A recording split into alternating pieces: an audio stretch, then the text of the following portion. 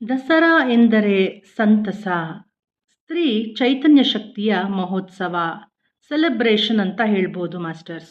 ಶಕ್ತಿಯ ಅನುಸಂಧಾನಕಾರಿಗೆ ದಸರಾ ಮಹೋತ್ಸವದ ಶುಭಾಶಯಗಳು. ದಸರಾ ಭಾರತೀಯ ಸನಾತನ ಆಧ್ಯಾತ್ಮಿಕ ಧರ್ಮದಲ್ಲಿ ಅನೇಕ ಆಚಾರಗಳ ಮೂಲಕ ನಮಗೆ ಪ್ರಾಪ್ತಿಯಾಗಿರುವ ಒಂದು ಮಹಾನ್ ಹಬ್ಬ. ದಸರಾ ಎಂದರೆ ಸಂತಸ.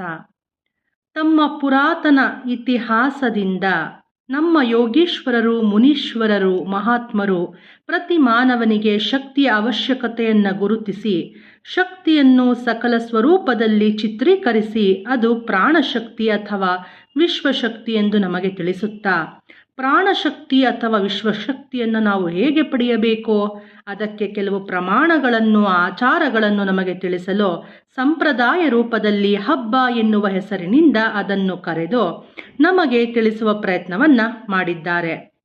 ಶಕ್ತಿಯೊಂದಿಗೆ ಜೋಡಣೆಯಾಗಿರುವ ಮಾನವನ ಜೀವನ ಉತ್ಸಾಹದಿಂದ ತುಂಬಿರುತ್ತೆ. ಶಕ್ತಿಯನ್ನು ಕಳೆದುಕೊಳ್ತಾ ಇರುವ ಮಾನವನ ಜೀವನ ನೀರಸ, ನಿರುತ್ಸಾಹವಾಗಿರುತ್ತೆ ಮಾಸ್ಟರ್ಸ್. ಜೀವನದ ಆಯಾಮದಲ್ಲಿ ಮಾನವ ನಿರಂತರವಾಗಿ ಅಜ್ಞಾನದಿಂದ ಶಕ್ತಿಯನ್ನು ಕಳೆದುಕೊಳ್ತಾ ಇರ್ತಾನೆ.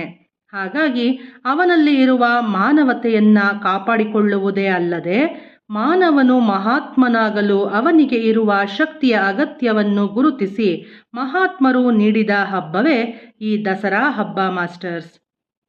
ನವರಾತ್ರಿಯ 9 ರಾತ್ರಿಗಳು 9 ದಿನಗಳ ಕಾಲ ಅವಗಾಹನೆಯನ್ನು ಮಾಡಿಕೊಂಡ್ರೆ ಆ 9 ದಿನ ಸಂಚರಿಸುವ ಶಕ್ತಿಯೊಂದಿಗೆ ಅನುಸಂಧಾನವಾಗಿ ಅರ್ಥೈಸಿಕೊಂಡು ಆಚರಣೆಯನ್ನು ಮಾಡಿದ್ರೆ 10ನೇ ದಿನಕ್ಕೆ ವಿಜಯ ಅನ್ನೋದು ಪ್ರಾಪ್ತಿಯಾಗುತ್ತೆ. ಇದನ್ನು ಸಾಧಿಸಿದರೆ ಜೀವನ ಉತ್ಸವವಾಗುತ್ತೆ ಮಾಸ್ಟರ್ಸ್. ನಮ್ಮ ಲೈಫೇ ಒಂದು ಸೆಲೆಬ್ರೇಷನ್ ಆಗುತ್ತೆ. ಶಕ್ತಿಯ ಹೆಸರು ಆದಿಪರಾಶಕ್ತಿ.